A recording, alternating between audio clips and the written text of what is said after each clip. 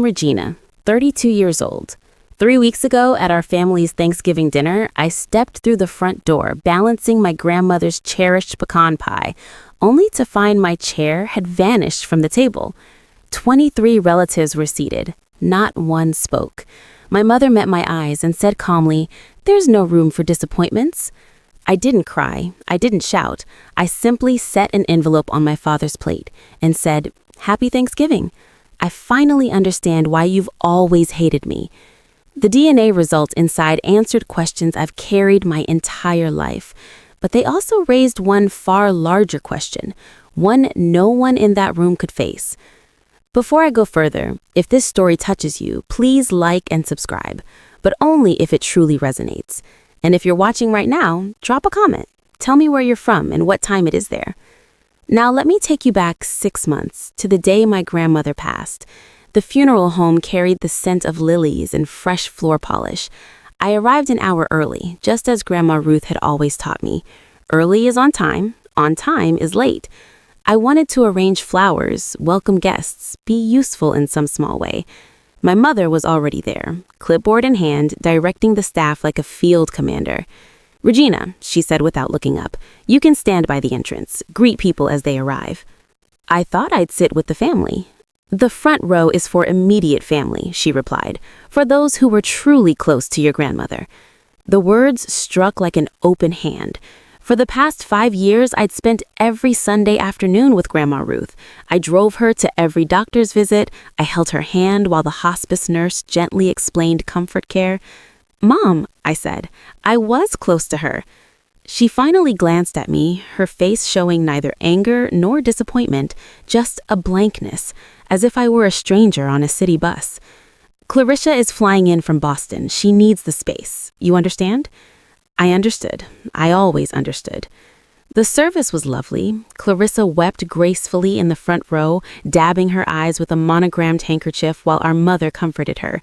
I remained at the back, near the guest book, watching my family mourn together without me. Afterward, people offered condolences as they passed. I shook hands, received hugs from distant cousins who barely recalled my name. Then the attorney approached. Gray suit, gentle eyes, steady grip. "Miss Seaton, I'm David Morris, your grandmother's lawyer. She left something specifically for you." He hesitated. "I'll need time to confirm a few details first. I'll reach out soon." I watched him leave, questions swirling. What had Grandma Ruth set aside for me, and why did it require verification? To grasp that moment, you need to understand the last 10 years. At 22, I was a junior at State University, double majoring in English and business, on the dean's list, dreaming of law school. Then my mother received a stage 1 breast cancer diagnosis. The family meeting was short. Dad presided at the table's head. Mom sat beside him, fragile for the first time I could remember. Clarissa, 20 and pre-med, had already secured her spot in an accelerated program. "Someone needs to stay home and help your mother through treatment," Dad said. "Clarissa can't pause her studies. Medical school doesn't wait." Every face turned to me. "I'll do it," I answered, because that was who I was. I always said yes. 2 years of chemo infusions, radiation sessions, meals she couldn't taste, bathrooms I scrubbed after she was sick, nights holding back hair that soon disappeared. She recovered completely. The doctors called it a triumph. When I asked about returning to finish my degree, Dad shook his head. "You're 24 now. What's the point? Get a job, help with the bills." Clarissa finished medical school 4 years later. The celebration drew 60 guests, catered food, champagne toasts. I washed dishes until midnight. Once, searching family albums for a photo of Grandma Ruth for her birthday card, I found an entire book devoted to Clarissa's milestones: dance recitals, soccer trophies, graduations. I counted 3 pictures of myself, one baby photo, one from kindergarten, and a blurry Christmas snapshot where half my face was cropped out. I asked Grandma Ruth about it once. She took my hand and said something I didn't fully grasp then. "Your mother carries a secret, sweetheart. Until she confronts it, she'll keep punishing you instead of herself." I should have pressed her. I didn't. Some truths arrive when we're not yet ready to hear them. 3 weeks before Thanksgiving, my phone rang at 7 a.m. "Miss Seaton, David Morris, your grandmother's attorney." I bolted upright, pulse racing. "Yes?" I apologize for the delay. Your grandmother's instructions were precise. The envelope couldn't be released until 6 months after her passing. She wanted you to have time to grieve before confronting what's inside." He paused. "The waiting period ended yesterday. Everything is prepared." 6 months. Even in death, Grandma Ruth had planned with care. This was separate from the estate. The will had been read 2 months earlier.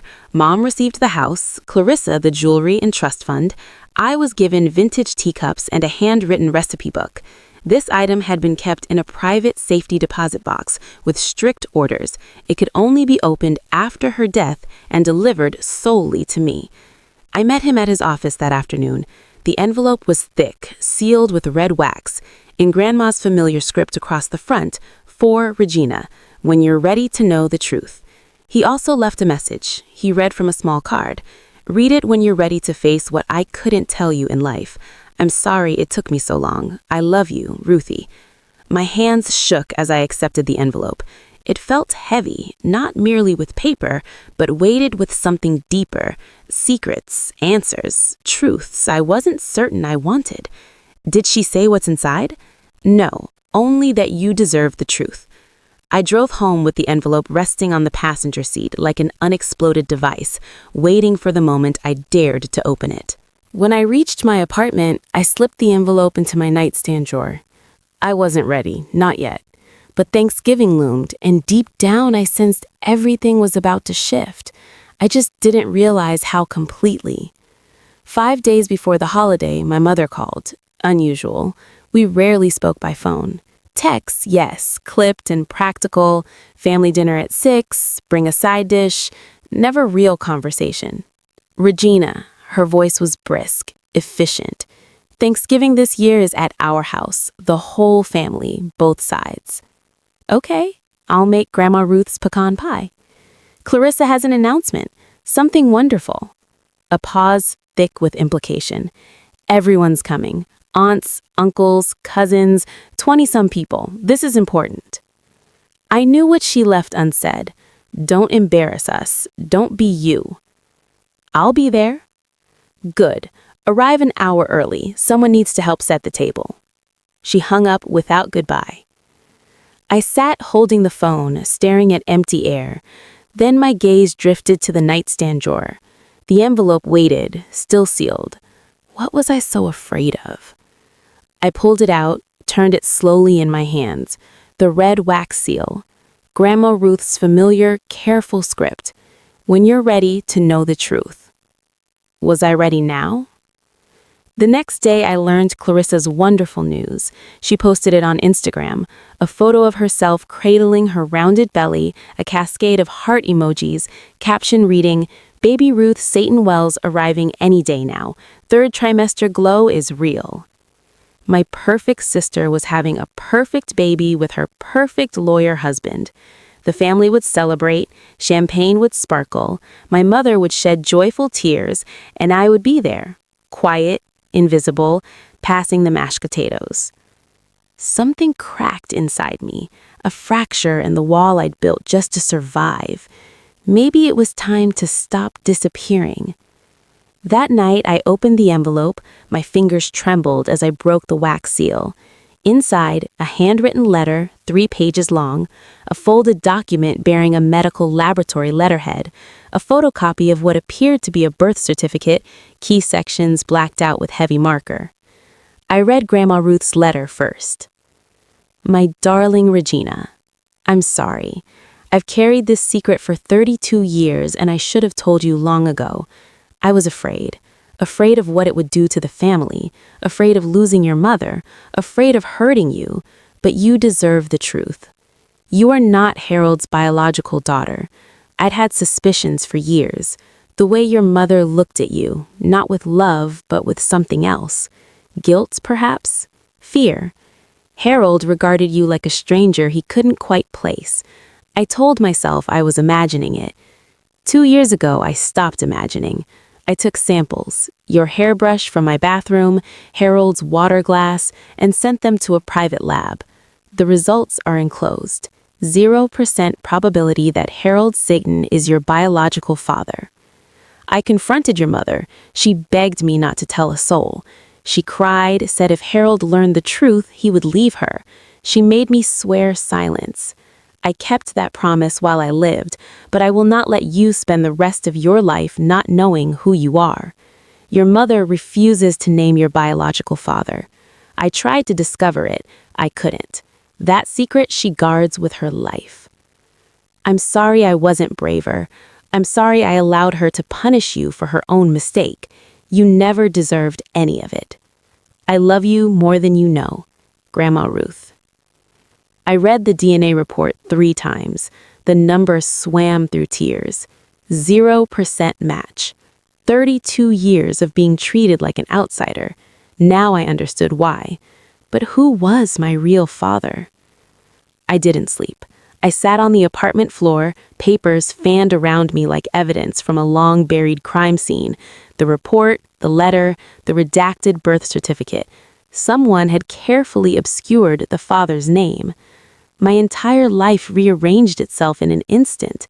The way my mother flinched from my hugs, the way my father looked through me as though I were a pane of glass he preferred closed.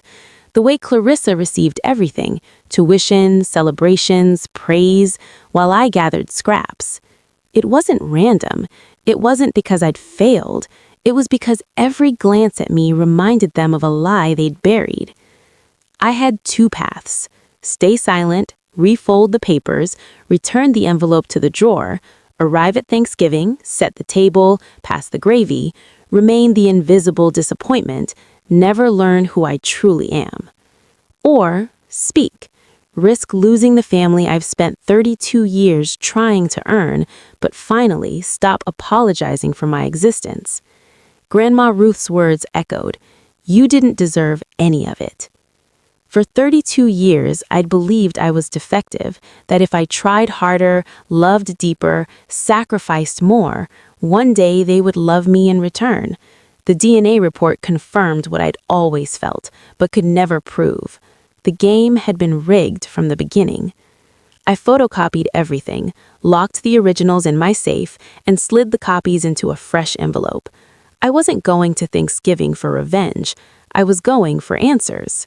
And if they pushed me one more time, if they proved yet again that I had no place at their table, I would hand them the truth they'd hidden for 32 years. The truth doesn't ask permission. It only needs someone courageous enough to voice it. Thanksgiving morning dawns cold and bright, the kind of November day that looks beautiful but stings. I parked behind Clarissa's white Mercedes in my parents' driveway. The house looked like a magazine spread, wreaths on the door, pumpkins lining the porch, a gathered together banner in the window. The envelope rested in my coat pocket. I'd promised myself I wouldn't use it unless they forced my hand. Stay calm, be patient, give them one final chance. Mom opened the door before I could knock. "You're late." "I'm 10 minutes early." I said an hour early. Clarissa's already inside. We're behind schedule. She turned and walked away, leaving me to close the door behind myself. The house smelled of roasting turkey and cinnamon candles. 24 place settings ringed the extended dining table. White china, crystal glasses, handwritten name cards at every seat. I circled the table once, then twice, searching. "Mom, where's my seat?" She was arranging flowers in the centerpiece, eyes averted. "We ran out of room. You'll eat in the kitchen after the main meal, after the family's finished." My heart rate spiked. Stay calm. There were 24 seats. I counted 23 names. My sister appeared in the doorway, one hand resting protectively on her very pregnant belly. 8 months along, and she still moved as though she owned every inch of space she entered. "The last seat is for baby Ruth Satan Wells," she said. "We made a little card for the announcement." She smiled. "Cute, right?" I looked at the place card. Tiny letters. Baby Ruth Satan Wells, coming soon. My seat, my place at the family table, had been given to an unborn child. "You replaced me with someone who doesn't exist yet?" Clarissa's smile flickered. Don't be dramatic, it's just symbolic. The envelope in my pocket suddenly felt heavier, like lead. One more chance, I told myself. Give them one more chance. I followed my mother into the kitchen alone. The door swung shut behind us. Mom, I need to talk to you. She was basting the turkey, back turned. Not now, Regina. 32 years. I've done everything you asked. I dropped out of school to take care of you, and you can't even give me a chair? You dropped out because you couldn't hack it. Don't rewrite history. You asked me to stay. Dad said Clarissa couldn't be interrupted. Clarissa had a future. She finally turned. Her eyes were flat, cold. You had a job, helping this family. That's what you were good for. The words landed like ice water. Good for. Want the truth? She continued. Fine. You've always been different, difficult. I tried, Regina. God knows I tried to love you the way I love your sister. But there's something missing in you, something broken. I felt the envelope press against my chest, the truth burning through the fabric. Something missing in me? I repeated. Or something you're not telling me? Her face changed, just for a second. A flash of fear before the mask snapped back into place. I don't know what you're talking about. I think you do. The kitchen door swung open. My father stood there, whiskey glass in hand. Everything all right? Mom's voice turned syrup sweet. Fine, honey. Regina was just leaving to help greet guests. I looked at my father, the man who had never hugged me, never said he was proud, never looked at me the way he looked at Clarissa. Sure, I said. I'll go stand by the door like the help. I walked past him, stopped, turned back. Happy Thanksgiving, Dad. He didn't respond. He never did. 20 minutes later, I found him in his study. He sat in his leather chair by the window, staring at the backyard where I used to play alone, while Clarissa had friends over. His whiskey sat untouched. Dad? He didn't turn. What is it, Regina? I don't have a seat at the table. Mom handles the arrangements, and you're okay with that? Your own daughter eating in the kitchen like a servant? Silence. He swirled his drink. Ice clinked against glass. You're not... He stopped himself. I'm not what? He finally looked at me. In his eyes, I saw something I'd never noticed before. Not hatred, not disappointment, just emptiness, like a wall where a picture used to hang. You're your mother's daughter, he said. She decides. I'm your daughter, too.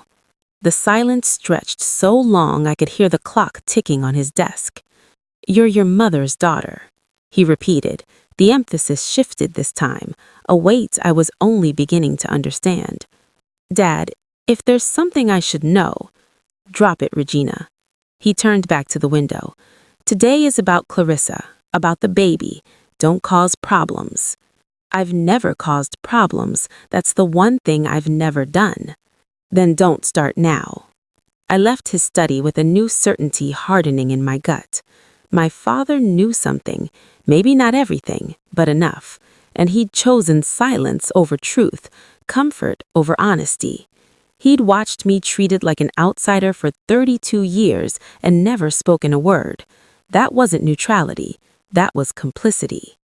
Guests would arrive soon. I could hear car doors closing in the driveway, voices calling holiday greetings. One more chance, I told myself. They were running out. Aunt Margaret arrived at 2:15. I saw her through the living room window, my mother's younger sister, the one who still sent me birthday cards with handwritten notes when everyone else forgot. 64, but she moved with the energy of someone younger. Silver hair cropped short, kind eyes that always seemed to see more than she let on. I opened the door before she could ring. Regina. She pulled me into a hug, not the brief, performative kind my mother gave, but a real one, warm and steady. How are you holding up? I'm fine. Sweetheart, I asked how you're holding up, not the polite answer. Something in my chest cracked open. They didn't give me a seat at the table. Her jaw tightened. Of course they didn't. She glanced past me into the house, toward where my mother held court in the living room. Diane hasn't changed. She never will. I lowered my voice. Aunt Margaret, before Grandma Ruth died, did she ever talk to you about me? About anything unusual? She went very still. Why do you ask? The lawyer gave me something from Grandma. She wrote that I deserve to know the truth. Aunt Margaret's eyes closed briefly. When they opened again, they were wet. She sent you the results, didn't she? My heart stopped. You know? I drove her to the lab. Her voice dropped to a whisper. 2 years before she died, she made me promise not to tell anyone until she was ready. Then she got sick so fast. And Aunt Margaret, who was my real father? I don't know. Only Diane knows that. She gripped my hands tightly. But whatever you're planning to do, Regina, be careful. Your mother has spent 32 years burying this. She won't let it surface without a fight. I'm not looking for a fight. No, she studied my face. You're looking for the truth. That's more dangerous. Aunt Margaret pulled me onto the back porch, away from the arriving guests. The November air bit through my sweater, but I barely felt it. Tell me everything. She rubbed her arms against the cold. It started about 3 years ago, right around when you began visiting her every Sunday. She finally had real time alone with you, and she noticed things. The way you flinched when you spoke about your mother, the way you never mentioned your father with any warmth. She started asking questions. I thought I was imagining it at first. You weren't, Aunt Margaret said softly. Ruth confronted Diane once, years ago, when you were still a teenager. Diane denied everything, screamed at her own mother, accused Ruth of trying to destroy her marriage. They didn't speak for 6 months. But Grandma didn't give up. No, she waited. She watched. And 2 years before she died, she decided she needed proof. Aunt Margaret looked directly at me. She asked me to help. I didn't want to. It felt like betrayal, going behind my own sister's back. But Ruth said something I couldn't argue with. What? That child has spent her whole life being punished for a sin she didn't commit. If I don't find out the truth, she never will. My throat tightened. Even after death, Grandma Ruth was still fighting for me. We got the samples about 18 months before she passed, Aunt Margaret continued. Hair from your brush when you visited, water glass Harold used at a family dinner. Ruth sent them to a private lab. When the results came back, she wanted to tell you immediately, but then came her diagnosis and she was afraid of leaving you alone with that knowledge while she was dying. So she arranged a delay with the lawyer. 0%, she added quietly, nodding. Ruth confronted Diane one last time. Diane fell apart, begged on her knees, said if Harold found out he'd leave her, said it would destroy Clarissa. She made Ruth promise to take the secret to her grave. But Grandma couldn't do it. She couldn't let you spend your whole life in the dark. Aunt Margaret squeezed my hand. She loved you so much, Regina, more than you know. By 3, the house was full. 23 relatives filled the living room and dining area, the air thick with chatter, laughter, and the clink of pre-dinner drinks.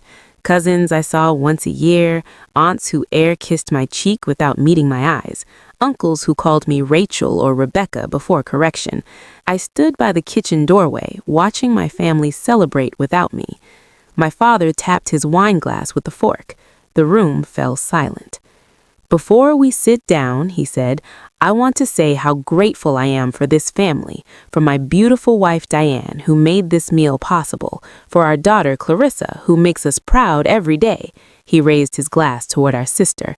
And for my soon-to-be grandchild, who we already love more than words can say. No mention of me, not even a glance in my direction. Clarissa stood, radiant in a cream-colored dress that accentuated her baby bump. Marcus slipped an arm around her. Thank you all for being here, she said.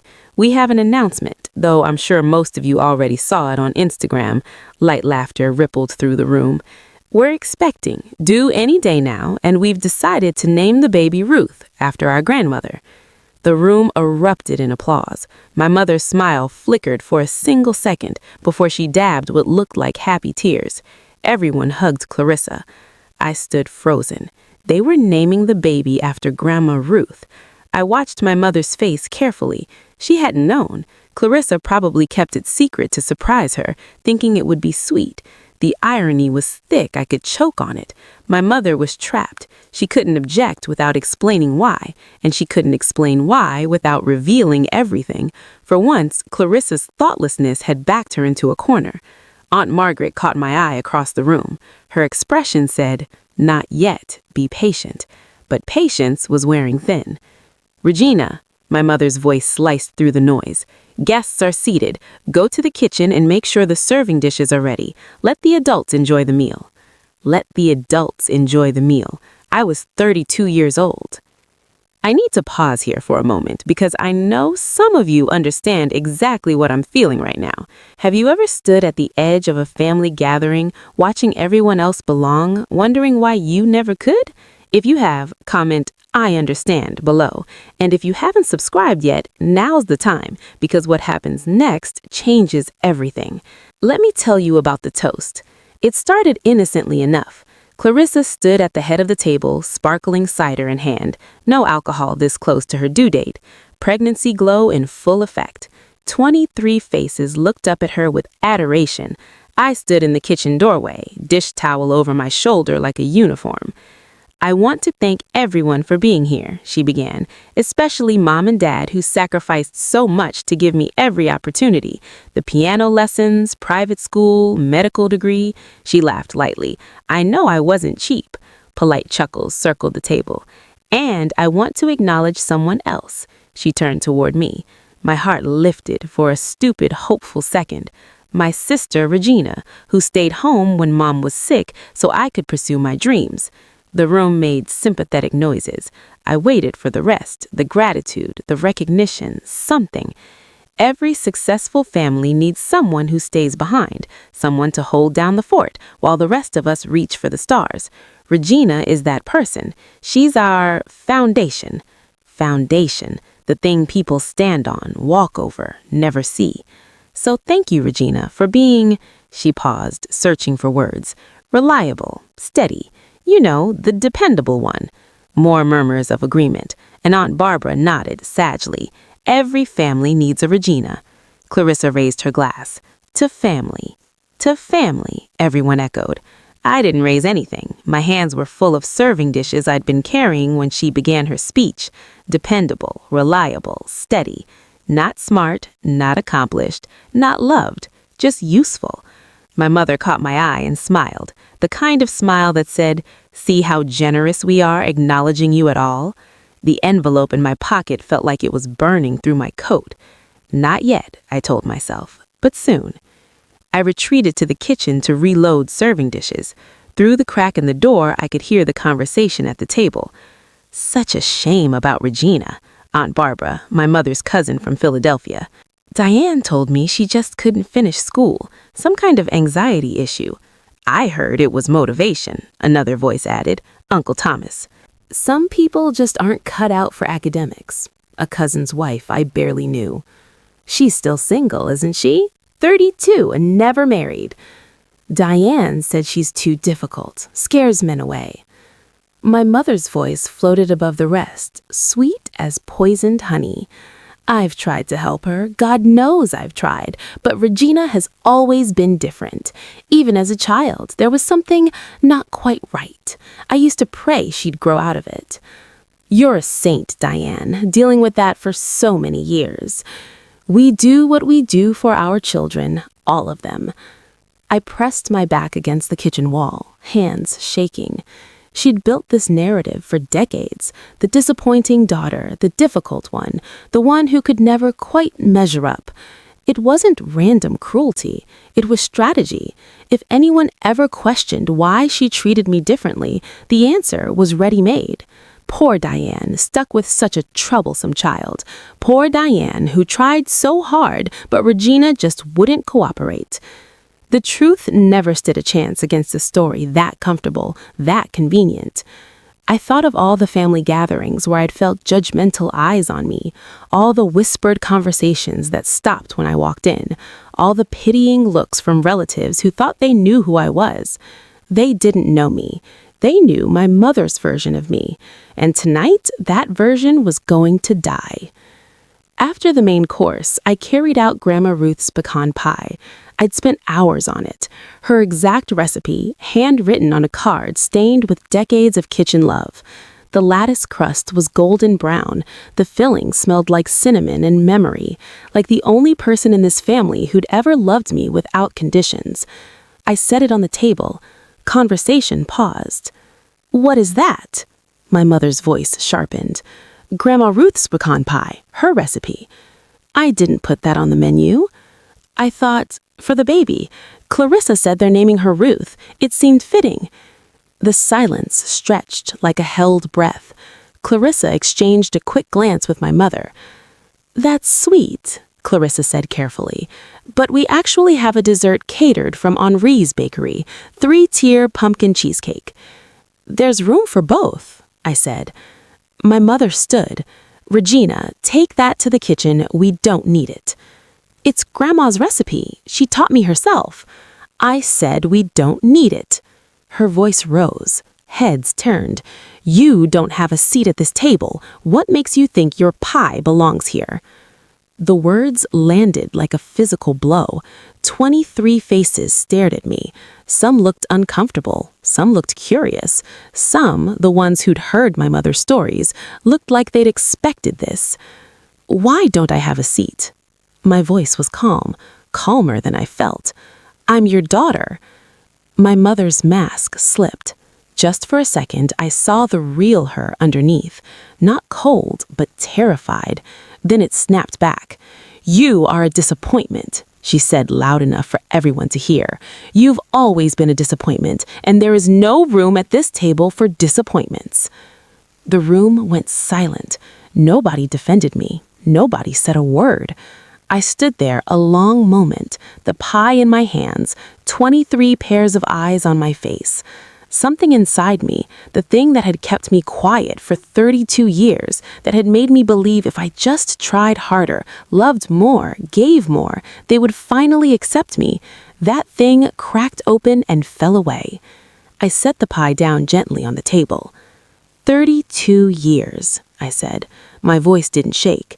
I have spent 32 years trying to understand why you hate me, why I could never be good enough, why Dad looked at me like a stranger, why you gave Clarissa everything and gave me scraps. "Regina," my father's voice, a warning. "I dropped out of school because you asked me to. I took care of you through cancer because you needed me. I showed up to every holiday, every dinner, every event where you treated me like the help, and I never once asked why." I reached into my coat pocket. Grandma Ruth asked. She wanted to know why her granddaughter was being punished for something she didn't do. My mother's face went white. "Grandma Ruth?" She found out, and she made sure I would too. "What is that?" Clarissa's voice rose, nervous. I walked to my father's place at the head of the table. He looked up at me, that same empty expression I'd seen my whole life, but now with something new, underneath. Fear. I placed the envelope on his plate. "Happy Thanksgiving, Dad. I finally understand why you hate me, because I'm not your daughter." The room erupted, but I wasn't done. The DNA results are inside, 0% match, and the real question isn't who my father is. I looked straight at my mother. It's why you punished me for your mistake. My father's hands trembled as he opened the envelope. The room had frozen, forks suspended, wine glasses forgotten, 23 people holding their breath. Somewhere a clock ticked. The turkey grew cold. Dad pulled out the papers. His eyes moved across the page. I watched the color drain from his face, starting at his forehead and moving down like a tide going out. "What is it?" Clarissa stood. "Dad, what does it say?" He didn't answer. He just stared at the numbers, at the laboratory seal that made it official. "Harold," my mother's voice cracked. "Harold, listen to me." 0%. His voice was barely a whisper. Probability of paternity, 0%. Gasps rippled around the table. Someone dropped a fork. Aunt Barbara's hand flew to her mouth. "That's impossible," Clarissa said. "That's a fake. Regina made it up to get attention." "The grandmother sent it through her lawyer," I said. "The laboratory records are authentic. Aunt Margaret was there when she collected the samples." Every head turned to Aunt Margaret. She sat very still, then slowly nodded. "Ruth made me promise not to say anything while she was alive, but Regina deserves the truth." "This is ridiculous." My mother slammed her palm on the table. "I am not going to sit here and listen to lies from my own daughter." "They're not lies, Diane." My father's voice was hollow. "I've known, not everything, but I suspected for years." The room went completely silent. My mother's face contorted, first shock, then fear, then something darker. The mask she'd worn for 30 decades was crumbling in real time. "I wasn't sure," Dad continued, "but I knew something was wrong. He looked at me, really looked at me for the first time. I didn't want to know." "So you chose to hate me instead," I said. He had no answer. My mother began crying. Not quiet tears, but loud, theatrical sobs, the kind crafted to draw attention and sympathy. She'd perfected this over decades. I'd seen it used on doctors, teachers, customer service reps, anyone who dared challenge her. "You don't understand." She clutched the tablecloth. "None of you understand what I went through. I was young. I made a mistake. One mistake." "A mistake you made me pay for," I said. "Every day of my life." "I tried to love you. God knows I tried." She looked around the table, searching for allies. "But every time I looked at you, I saw what I'd done. It was too hard. Don't you see? I'm the victim here." Aunt Margaret stood. Her voice was steady and cold. "Diane, you had an affair. You got pregnant. You lied to your husband and let him raise another man's child. And when that child became a daily reminder of your guilt, instead of facing it, you abused her." "I never abused anyone." "You denied her love. You denied her a place at your table. You told everyone who would listen that she was broken, difficult, a disappointment, so no one would ever believe her over you." Murmurs rippled around the table. People shifted in their seats. The cousins, aunts, and uncles who'd spent years accepting my mother's version were now seeing it differently. "That's not abuse," Clarissa protested, her voice uncertain. "That's just family dynamics." "Family dynamics?" I almost laughed. "She stole my childhood, my education, my self-worth. She turned me into a ghost in my own home, and she did it on purpose." My mother's sobs grew louder, but I noticed something. Nobody comforted her. For the first time in 32 years, nobody was on her side. My father sat motionless, the DNA report still in his hands. "Dad," Clarissa's voice shook.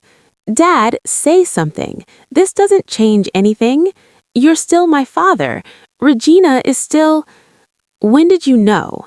I cut her off, staring at him. "When did you first suspect?" He was quiet for a long time. The whole room waited. "You were 5 years old. You fell off your bike, needed stitches. The doctor mentioned your blood type. O negative. Diane and I are both A positive." He set the papers down. I looked it up. "That shouldn't be possible." "You knew since I was 5. "I didn't know. I suspected. I convinced myself there must be an explanation." He couldn't meet my eyes. "It was easier to doubt than to know for certain." "Easier for who?" My voice cracked. "For you? It wasn't easier for me." "I know." "You watched her treat me like nothing for 27 years. You never said a word. You never protected me." "I know." You let me think something was wrong with me, that I wasn't good enough, that I didn't deserve to be loved. I know. His voice broke. I'm sorry. Is that why you chose me? The question slipped out before I could stop it. When Mom got sick, you picked me to drop out, not Clarissa, because I wasn't really yours. He couldn't meet my eyes. That was answer enough. I told myself it was practical, he said quietly. Clarissa's career was more important, but deep down, yes, you protected her because she was yours. You sacrificed me because I wasn't. The honesty was brutal, but at least it was honest. 27 years since he first suspected, 32 years of my life, and only now was he telling the truth. Sorry doesn't give me back my childhood. Sorry doesn't erase the nights I cried myself to sleep wondering what I did wrong. Sorry doesn't fix anything. He looked at me, fully, and I saw tears in his eyes. Harold Seaton, who never showed emotion, who raised me with cold indifference, was crying. I don't expect forgiveness. I just wanted you to know it was never about you. It was about my own cowardice. You deserved better. I nodded slowly. Yes, I did. I turned to my mother. The crying had stopped. She sat rigid, mascara streaking her cheeks, looking suddenly older than her 58 years old. Who is my father? Don't, she whispered. Regina, please. You owe me this. After everything, tell me who he is. I can't. Can't or won't. Her jaw tightened. That flash of steel I knew so well. The Diane Seaton who always got her way, who controlled every narrative, who never lost a battle. I will take that secret to my grave. Why? I stepped closer. Is he someone I know? Someone in this room? Murmurs rippled through the guests. People glanced at each other nervously. Don't be ridiculous. But her voice wavered. Is he alive? Does he know I exist? Enough. She slammed her hands on the table. I made a mistake 33 years ago. I have paid for it every single day since. I will not drag another person into this disaster. Another person. I caught the word. You mean him. You're protecting him. I'm protecting everyone. You're protecting yourself. You always have. Aunt Margaret spoke up. Diane, the girl deserves to know who her father is. Stay out of this, Margaret. You've done enough damage. I studied my mother's face. The fear, the defiance, the desperation. She wasn't just hiding a name. She was hiding something bigger. Something that would make this worse. Fine. Keep your secret. I'll find him myself. Her eyes widened. You can't. I can.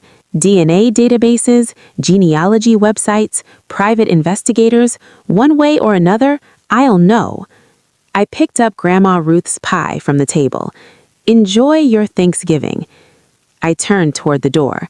Behind me, I heard my mother's voice, barely a whisper. If you find out, you'll wish you hadn't. I didn't stop walking. Before I tell you what happened next, I want to know what you think. Who do you believe my real father is? Someone my mother worked with? Someone from the family?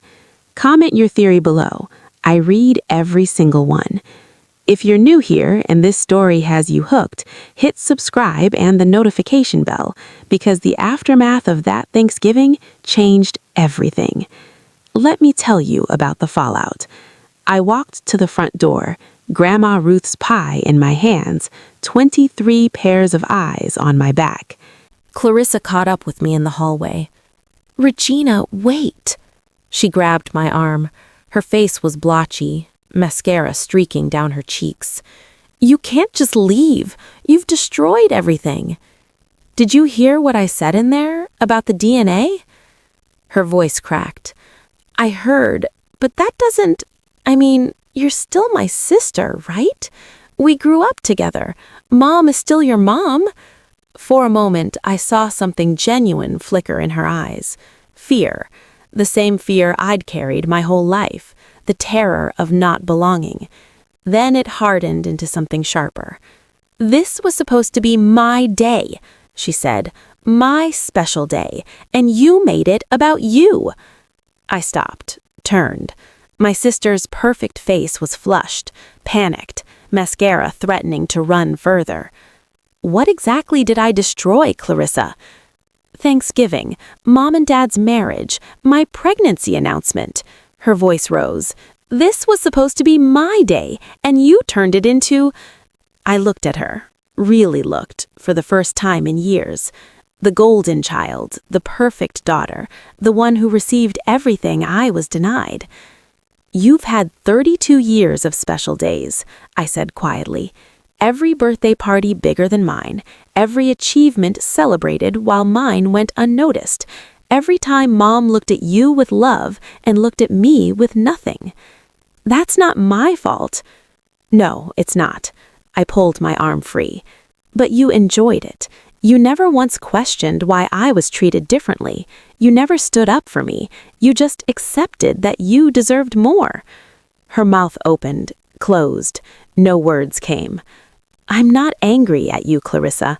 I'm just done pretending we're sisters in any way that matters. We share a mother. We share a woman who loved you and resented me. That's not the same thing." I opened the front door. Cold November air rushed in. "Regina," her voice was small now, "will I ever see you again?" I considered the question.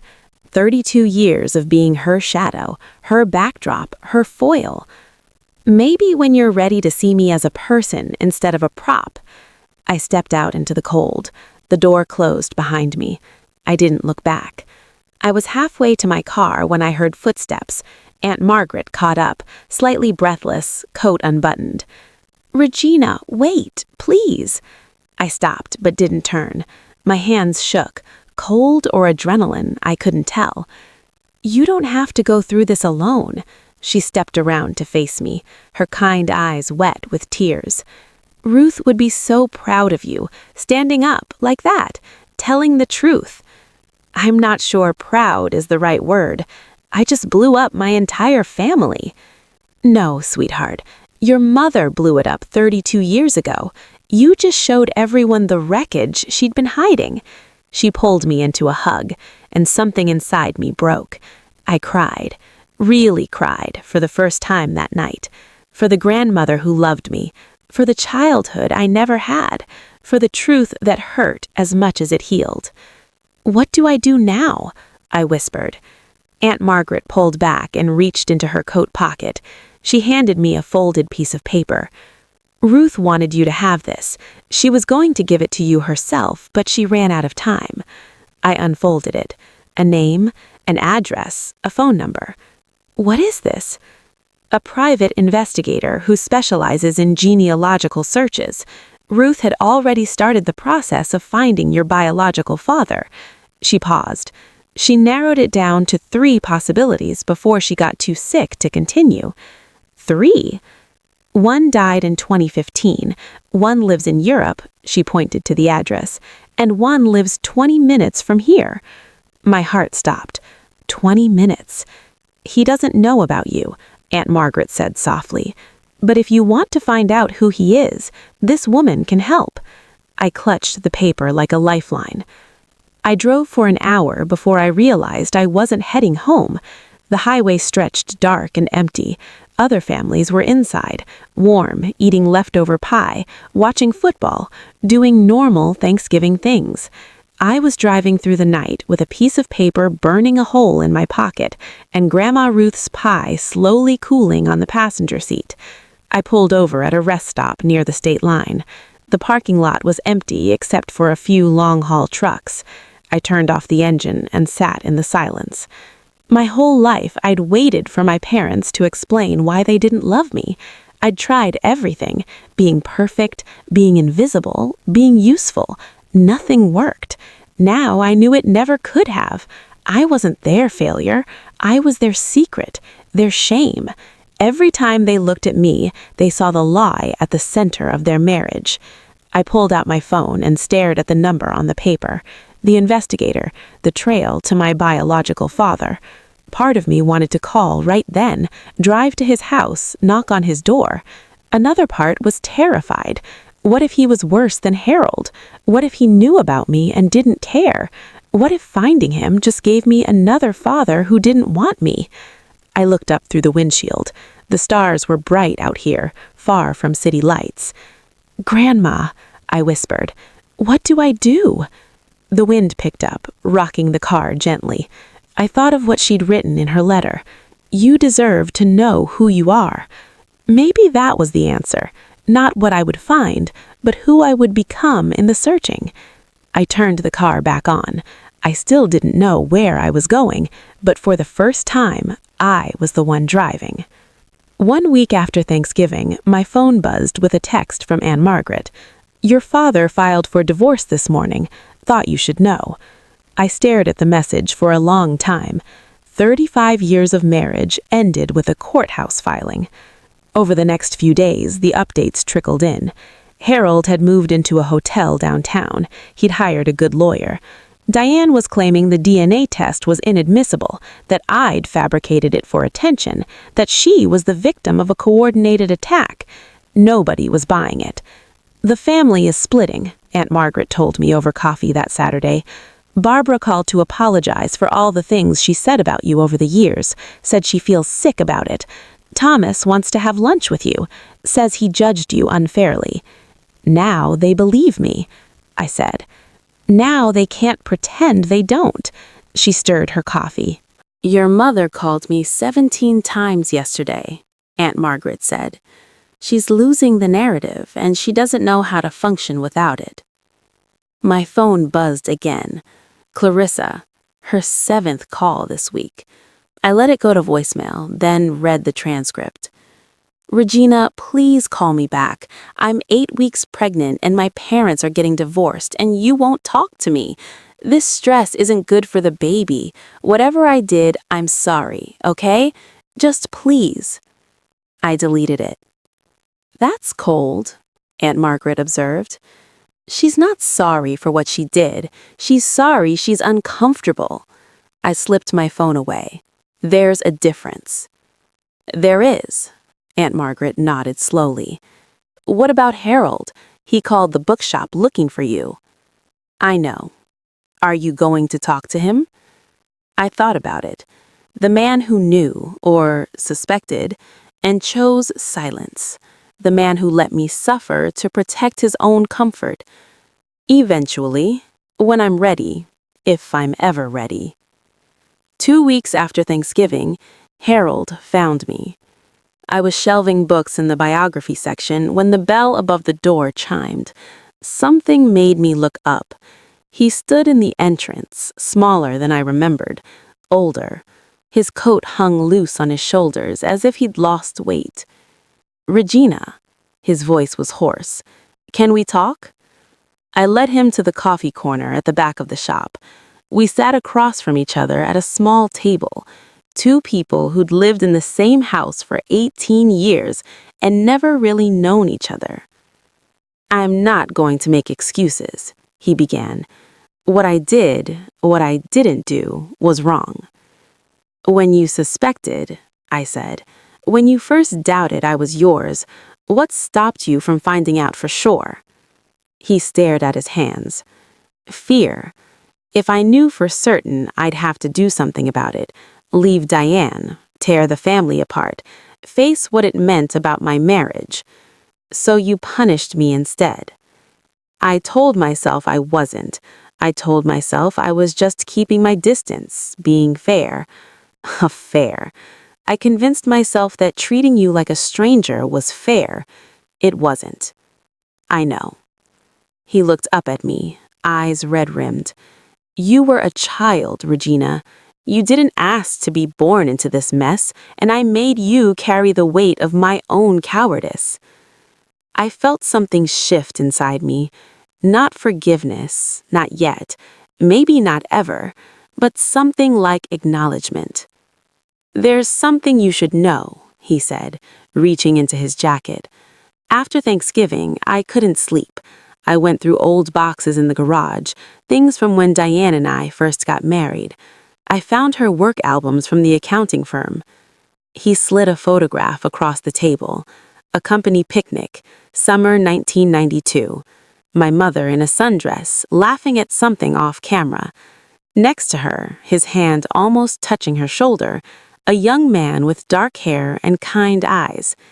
James Martin, Harold said. He was an accountant at the firm where your mother worked as a secretary. They were close for about a year before she got pregnant with you. I couldn't stop staring at the photo. Something about the eyes, the set of the jaw. Does he know about me? I don't think so. He transferred to another company before Diane started showing. According to what I found, they never spoke again. I turned the photo over. Nothing on the back. Why are you giving me this? Harold was quiet for a long moment. Because Ruth was right. You deserve to know who you are. And because, he took a breath, it's the only thing I can give you that might matter.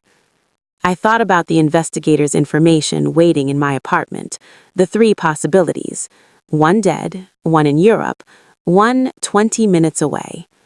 Where does he live? Maple Street, about 15 minutes from here. Harold's voice was steady. He's 62, retired last year, never married, no other children. He paused. I don't know what that means, or if it means anything. I tucked the photo into my bag. Thank you, I said, for this. I know it doesn't make up for anything. No, it doesn't. I stood up. But it's a start. He nodded, accepting that. I walked him to the door. Before he left, he turned back. Regina, whatever you find out, whoever he is, I hope he's better than me. That's a low bar. I know. He almost smiled. Happy hunting. I watched him walk away into the winter afternoon, smaller than I'd ever seen him. Then I pulled out the photo and looked at it again. James Martin. Was he my father? There was only one way to find out. 1 month after Thanksgiving, my 33rd birthday came and went, last week. Aunt Margaret baked a cake shaped like a stack of books, and for the first time in memory, I actually celebrated. I'm sitting in my new apartment, a studio above a bakery on Oak Street, 3 blocks from Aunt Margaret's house. The walls are bare except for one photograph, me and Grandma Ruth at my 8th birthday party, the only picture from my childhood where I'm genuinely smiling. Things are different now. I enrolled in community college, evening classes twice a week, business administration, the degree I never got to finish. My professor is younger than me. I don't care. The bookshop gave me more hours. The owner, Mrs. Patterson, told me she'd always wanted to make me assistant manager, but thought I wasn't interested. She said, "You seemed so beaten down, like you didn't believe you deserved more." She was right. I didn't. I'm learning to. Clarissa had her baby last week, a girl. They named her Ruth like they said they would. My mother called to tell me, the first time we'd spoken since Thanksgiving. "Your niece was born," she said, voice carefully neutral. "I thought you'd want to know." "Congratulations. I hope she's healthy." "She is. 7 pounds, 4 ounces. Clarissa wants you to come visit." "I'll think about it, Mom." I hung up. I didn't feel guilty. That's new for me. The investigator's number is saved in my phone. I've called 3 times now. She confirmed what Harold told me. James Martin, 62, lives on Maple Street. Retired architect, no family of his own. I haven't gone to see him yet. Some days I feel ready. Other days the fear wins. But I'm not giving up. I'm just taking my time. For the first time in my life, I have all the time I need. No one is rushing me anymore. Last night, I read Grandma Ruth's letter again. I've read it so many times the paper has gone soft at the creases, the ink fading where my fingers have touched it most. But there's one part I keep returning to.